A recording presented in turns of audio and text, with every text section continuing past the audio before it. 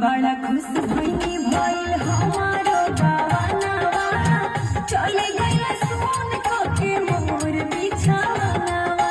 मोर बिछावनवा हो मोर बिछावनवा।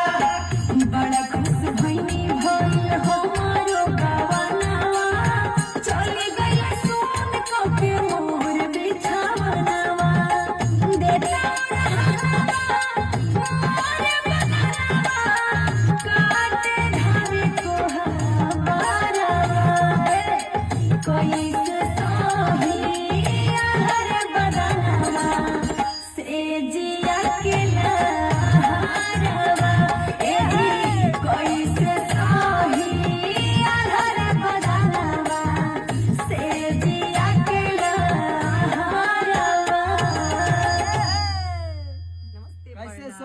कैसे सही।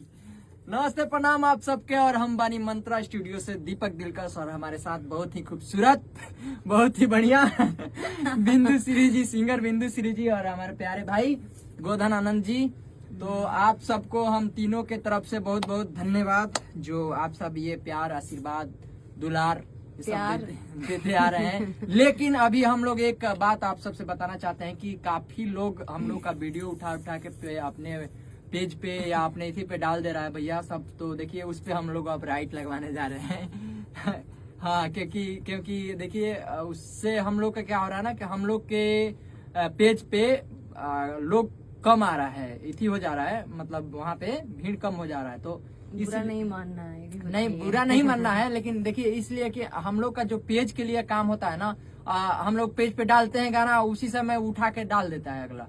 तो उस चीज को मतलब अभी थोड़ा प्रॉब्लम हो रहा है, क्योंकि मेहनत काफी हम लोग करते हैं। तो उस मेहनत का मान लीजिए आप लोग नहीं देखेंगे हम लोग के पेज से, तो कैसे हम लोग का चलेगा रोजी रोटी सो आप सबसे रिक्वेस्ट है कि आप सब ये प्यार आशीर्वाद हम लोग के पेज को दीजिए, और काफी सारा गाना हम लोग लाते रहते हैं, अभी ला रहे हैं, पीछे जितना लाए हैं उस सबका प्यार आशीर्वाद बढ़िया मिला है।